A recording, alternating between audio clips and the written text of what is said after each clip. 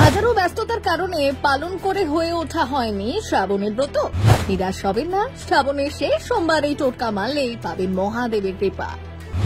এই একটা দিন বিশেষ নিয়ম মানতে পারলেই প্রসন্ন হবেন দেবাদিদেব, সুখ বয়ে আসবে সংসারে। জেনে নিন শ্রাবণ মাসের শেষ সোমবার কোন আচার পালন করার পরামর্শ দিচ্ছেন পণ্ডিতরা।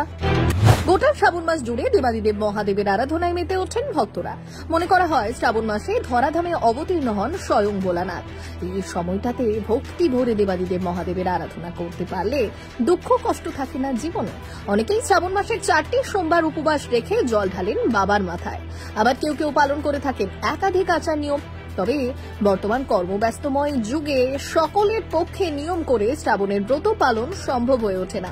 তবে পণ্ডিতরা বলছেন শ্রাবণ মাসের প্রতিদিন নিরামিষ খেলে অথবা প্রতি সোমবার উপবাস রেখে শিবের মাথায় জল ঢাললেই যে দেবাদিদেব সন্তুষ্ট হবেন এমনটা কিন্তু নয়। আপনার মন বা শরীর যতটুকু চাইবে ততটুকুই ভক্তি ভরে অর্পণ করলে তাতেই খুশি হবেন মহাদেব।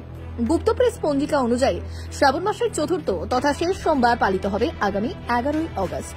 ব্যস্ততার কারণে যাদের শ্রাবণ ব্রত পালন করা হয়ে ওঠেনি তাদের জন্য শ্রাবণের শেষ সোমবার রয়েছে দারুণ সুযোগ।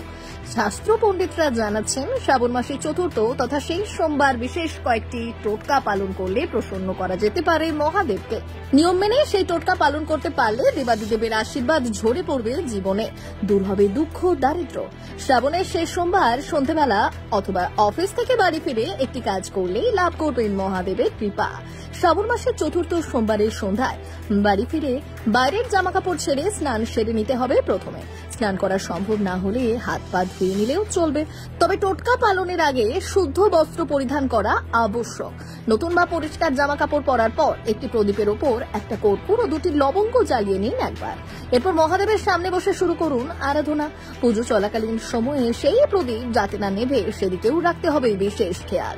বাবার মাথায় জল ঢালার পর 2 হাত জড়ো করে মহাদেবকে জানাতে হবে আপনার মনোবাসনা। সবশেষে ষষ্ঠাঙ্গে প্রণাম করে সমাপ্তি করতে হবে পুজো। এক জ্যোতিষশাস্ত্র বিশারদের মতে যাদের পরিবারে দীর্ঘদিন ধরে শারীরিক অসুস্থতা গুরুতর সমস্যা ধারণ করেছে তারা চতুর্থ সোমবার একটি বিশেষ টোটকা পালন করলে পেতে পারেন সুফল। এমনকি স্বামী স্ত্রীর মধ্যে দাম্পত্য কলহের অবসান ঘটাতেও এই টোটকা অত্যন্ত কার্যকরী।